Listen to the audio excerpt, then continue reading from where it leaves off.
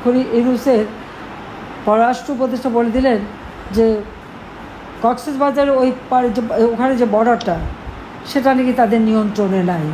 এটা কোন ধরনের কথা? 2024-এর 5ই আগস্ট পর্যন্ত আমি যতদিন ক্ষমতায় ছিলাম ততদিন তো ওই বর্ডার আমার বাংলাদেশের নিয়ন্ত্রণে ছিল, সম্পূর্ণ নিয়ন্ত্রণে ছিল। আজকে কেন নিয়ন্ত্রণে নাই সেই জবাব ইউনূসের কাছে চাইতে হবে। আজকে সে যে পদক্ষেপ নিচ্ছে, যা করছে ওখানে, তার ফলে কী হবে? ঘোষণা দিয়েছে কোথায় ভারত আর পাকিস্তানের গোলমাল, কাশ্মীরে একটা জঙ্গি কাজ হলো, তার প্রতিবাদ না করে সেটা নিয়ে নানা ধরনের কথা বলা। এতে আপনারা দেখেন বাংলাদেশের উপরে কিন্তু এই সন্ত্রাস এবং জঙ্গিবাদের একটা দুর্নাম চলে আসে। তারা বাংলাদেশটাকে একটা জঙ্গির দেশ হিসেবে কিন্তু এই ইউনূস গংরা তৈরি করেছে। সেখানে কি হবে সেই জন্য ইউনূস সাহেব বলে দিলেন কি যে আমাদের যুদ্ধের প্রস্তুতি নিতে হবে। কার সাথে যুদ্ধ করবে, কোথায় যুদ্ধ করবে, কেন আমাদের এই যুদ্ধের প্রস্তুতি নিতে হবে, আমার প্রশ্ন সেখানে। এবং সেই প্রস্তুতি কার বিরুদ্ধে?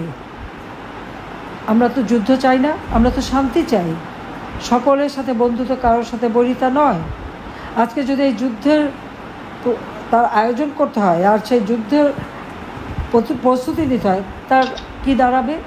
কারোর সাথে যদি সংঘাত বাঁধানো হয় তাহলে বাংলাদেশের অর্থনীতি ইতিমধ্যে ইউনূসের বদলতে 6 মাসের মধ্যে অর্থনীতি ধ্বংসপ্রাপ্ত।